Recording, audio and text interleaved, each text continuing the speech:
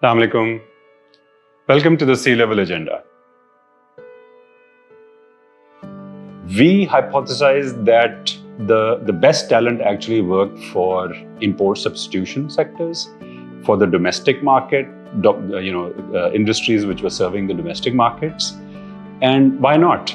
I mean, if you're coming out of a premium institution, like the IBA or LUMS, you end up working in banking, finance, you work for multinational companies, where you get paid more, you have a very clear track record. Sometimes you have great opportunities to go abroad and work abroad.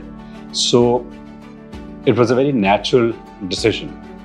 Versus our export sectors, jahan pe the quota regime actually made you so comfortable that you didn't really think about management. The state-backed, incentives structures were always helping you to get more returns. So why would you invest in good management teams? Nobody did. And if I recall correctly, till the 90s, I don't think, there were exceptions, of course, but very few. And people did not want to work in export sector. People did not want to work for textile companies, and neither were the employers in those sectors were actually interested in hiring this management workforce, which was obviously much more expensive. So coming back to the export sector and how it evolved, the quota regime lasted till 2004. This was when the GATT, which was the predecessor to WTO, World Trade Organization, was implemented, and that was the end of quotas. And all of a sudden, Pakistani export sector was faced with a situation that it hasn't seen before. It did not see this coming. They knew about it, but they did not see it coming. They did not plan for it.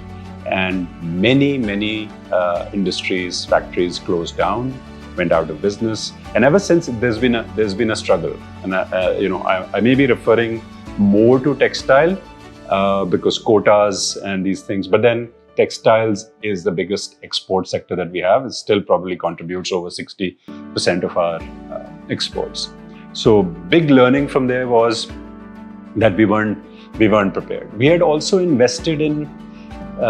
We had cotton, so we invested in spinning, we invested in weaving, we were doing very basic commodity and textile work. Yes, some of it, we started doing basic garments, we started doing home textiles, and some companies, some factories really innovated and did some high quality, high-end products. But mostly we were doing the commodity end, and we were doing low price stuff. Again, volume, we got volume and we ran those factories, but we weren't creating value added. That's where we gave up our traditional textile share, because we did not change, we did not evolve. Others did. They scaled up, they invested in good management, they invested in globalization, and they went ahead and captured that market. We remained with the commodities, and we eventually suffered. And the trend that we see now, because costs are increasing and competitiveness is actually becoming much worse, much more difficult to achieve. So it's a downward slide that we are on.